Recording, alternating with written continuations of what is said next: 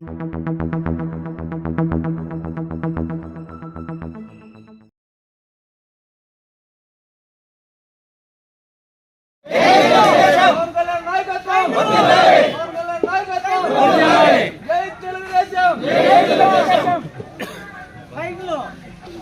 గ్రామ పంచాయతీ కట్టార్లపల్లి సోదర సోదరీమణులు, ముఖ్యంగా యువకులు, అదేవిధంగా జనసేనకు సంబంధించినటువంటి పార్టీ కార్యకర్తలు, నాయకులందరికీ నమస్కారం.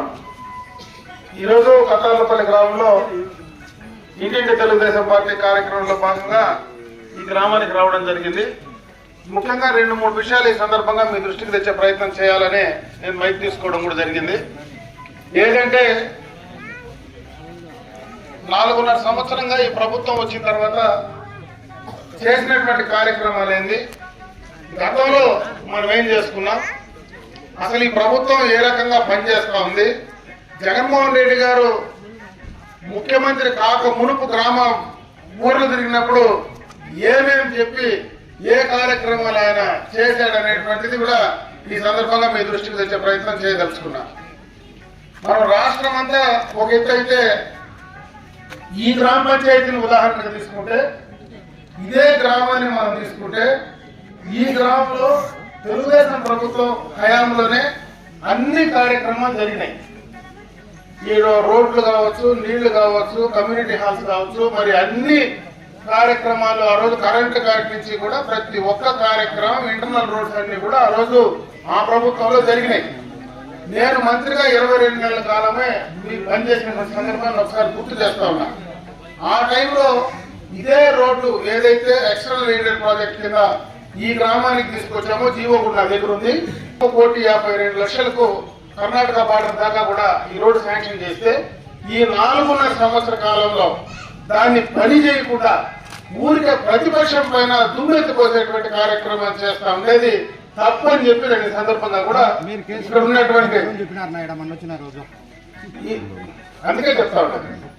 అందుకే వాస్తవం మీకు తెలవాలనే ఈ సందర్భంగా నేను మైక్ తీసుకోవడం జరిగింది. పక్కనే ఏదో ఇండస్ట్రియల్ ఎస్టేట్ వస్తుంది, ఇక్కడుండే భూములన్నీ మేము తీసుకుంటామని చెప్పే ప్రయత్నం చేస్తున్నారు. అసలు ఆ ఇండస్ట్రియల్ ఎస్టేట్ పుంగనూరు నియోజకవర్గంలోనే ఎన్ని పరిశ్రమలు ఈరోజు మొదలు పెట్టారో చెప్పాల్సినటువంటి పరిస్థితి ఉంది. నేను ఎమ్మెల్యేగా మంత్రిగా ఉన్నప్పుడు 4 రోడ్లో ఇండస్ట్రియల్ ఎస్టేట్ ఆ రోజు అక్కడ ఉన్నటువంటి సెంట్రల్ గవర్నమెంట్ నుంచి ఎంఎస్ఎంఈ పార్క్ ఇచ్చారు. ఈ రోజు మీరు పోయి ఒక్కసారి ఆ రోడ్డు పైకి ఎక్కితే ఎన్ని వందలు ఇండస్ట్రీస్ ఆడ వచ్చినాయో ఒకసారి చూస్తే మీకు అర్థమవుతుంది. అదేవిధంగా పలమనేరు బైపాస్ రోడ్డుకు ఒకసారి పోతే, ఆ పలమనేరు బైపాస్ రోడ్లో ఉండేటువంటి ఇండస్ట్రియల్ కి సంబంధించినటువంటి ఇష్యూస్, ఎన్ని ఫ్యాక్టరీలు కానీ అక్కడ ఉండేటువంటివి గత 2 సంవత్సరాలకు ముందు ఏ రకంగా ఉంది, 4 సంవత్సరాలకు ముందు ఏ రకంగా ఉంది, ఇప్పుడు ఏ రకంగా ఉంది అనేది ఖచ్చితంగా కూడా మీకు అర్థమవుతుంది. విపక్షం మీద కేసులు పెట్టేది, తప్పుడు ప్రచారాలు చేసేది, తప్పుడు మాటలు మాట్లాడేది, ఏదో గ్రామంలో వీళ్ళు చేయలేక ఎదుటోళ్ళ పైన బురదేసే కార్యక్రమం తప్పించి ఏం చేస్తా ఉన్నారో అడుగుతా ఉన్నా. ఈ గ్రామంలో ఏమన్నా ఒక 3 సిమెంట్ రోడ్డు వేసినారా? మొత్తం తెలుగుదేశం ప్రభుత్వం వేసిందే కదా. అసలు ఈది లైట్లన్నా కనీసం ఈది లైట్లు తెలుగుదేశం ప్రభుత్వం ఆ రోజు లోకేష్ బాబు మంత్రిగా ఉండేటప్పుడు వేసిన ఈది లైట్లు కనీసం పోయింటే బల్బు మార్చేదానికన్నా సిగ్గు లేకుండా ఇట్లా తప్పుడు మాటలు, తప్పుడు ప్రచారం చేస్తారా మీరు అడుగుతా ఉన్నా. ఈ రోడ్డు ఈఏపీలో తెచ్చిన కర్ణాటక బార్డర్ దాకా మరి ఎందుకు పని చేయదా? నేను పని చేయకుండా పోతే నా పైన కేసు పెట్టినా కూడా 307 ఏమీ చేయకుండా, నేను ఆ రోడ్లో నేను చంద్రబాబు నాయుడు ఇద్దరు పోతా ఉంటే మా ఇద్దరు పైన 307 కేసు పెట్టి 2.5 నెలలు మమ్మల్ని ఇంట్లో పెండ్లాం బిడ్డల దగ్గర లేకుండా బయట తరిమేసిందిలే. అదేమన్నా తప్పు చేసింటే నువ్వు నా మీద ఏం చేయొచ్చు? ఎప్పుడు పెట్టుకుంటే చంద్రబాబు నాయుడు అట్లా పోయి తప్పుడు కేసులు ఎత్తుకుపోయి జైల్లో వేసి చేస్తా ఉంటే, ఈ రోడ్డు పని చేసేటప్పుడు ఎవరిని అడ్డుకుంటే వాడు ఏం చేసేదానికి ఏం పని చేస్తా ఉన్నారు? మీ ముఖ్యమంత్రి ఏం చేస్తా ఉన్నాడు? ఇక్కడ గెలిచిన వాళ్ళు ఏం చేస్తా ఉన్నారు అని అడుగుతా ఉన్నా. సమాధానం చెప్పాలి కదా. మమ్మల్ని వేసేదానికైతే, మా పైన కేసులు పెట్టేదానికైతే రెడీ. మీరు నిజంగా అభివృద్ధిని అంత కాంక్షిస్తూ ఉంటే, అభివృద్ధి పైన మీ ప్రజల పైన అంత ప్రేమ ఉంటే మరి వేసేదా రోడ్డు? ఆ కాంట్రాక్టర్ క్యాన్సిల్ చేసేది పొద్దుంతా పోయింది. ఇప్పుడు వచ్చి ఊర్లోకి వచ్చి 4.5 సంవత్సరం ఏమి పీక్తా ఉన్నారు అని అడుగుతా ఉన్నా నేను. 4.5 సంవత్సరం చాలా 4.5 సంవత్సరం ఆ రోడ్డు వేసేదానికి మీకు టైం లేదా? ఇప్పుడు వచ్చి అమర్నాథ్ రెడ్డి కేసు పెట్టినాడు, అమర్నాథ్ రెడ్డి రోడ్డు కట్టంగా పడుకున్నాడు, అమర్నాథ్ రెడ్డి రోడ్డు చేయనీకంట చేస్తా ఉన్నాడు. ఏంటి మాటలే ఇవే? అదే మ్యాటర్ జరుగుతుంది. ఏంటి మాటలు ఇవే? వాస్తవాలు చెప్పాలి కదా. ఈ ఊర్లో అందరూ తెలుగుదేశం వాళ్ళు, వైసీపీ నాయకులు కూడా ఉంటారు కదా ఊర్లో. ఏ ఊర్లో అయినా అన్ని పార్టీల వాళ్ళు ఉంటారు కదా. వాళ్ళు కూడా ఆలోచించుకోమంటా ఉంటా. మీ ఊరు గురించి మీరు ఆలోచించుకోవాలా, వాస్తవం ఎంత ఉందో తెలుసుకోవాలా, గతంలో ఏం జరిగిందో తెలుసుకోవాలా, ఇప్పుడు ఉండేది ఎందుకు చేయలేదో ఆలోచించాలా. ఆలోచించాలన్నా వద్దా? 4.5 సంవత్సరం నుంచి మీ నాయకుడు, మీ ముఖ్యమంత్రి కావచ్చు, మీ మంత్రులు కావచ్చు, మీ ఎమ్మెల్యేలు కావచ్చు ఏం పని చేస్తూ ఉన్నారు?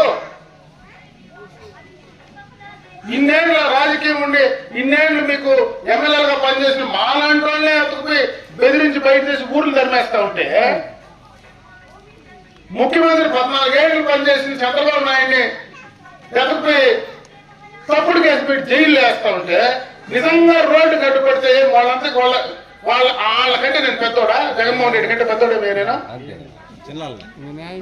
అంటే దాన్ని మీరు ఒప్పుకునేటేనా?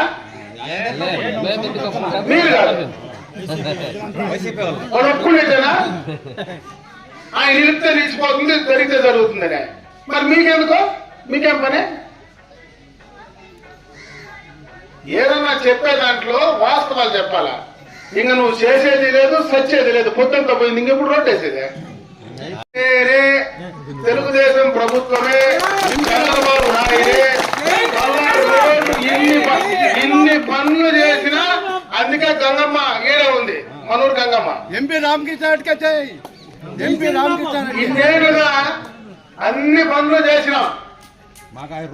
ఆ పని కూడా నేనే చేస్తా. రాసి పెట్టుకోండి, ఖచ్చితంగా నేనే మీకు ఆ రోడ్డు ఎలక్షన్లు అయిపోయిన తర్వాత ఖచ్చితంగా రోడ్డు కంప్లీట్ చేసి అందించే కార్యక్రమాన్ని నేనే తీసుకుంటానని చెప్పి గ్రామస్తులకంతా మాటిస్తూ సెలవు తీసుకుంటాను. ఆయమ్మతో ఏం కొట్లాడతాం జెండాకి.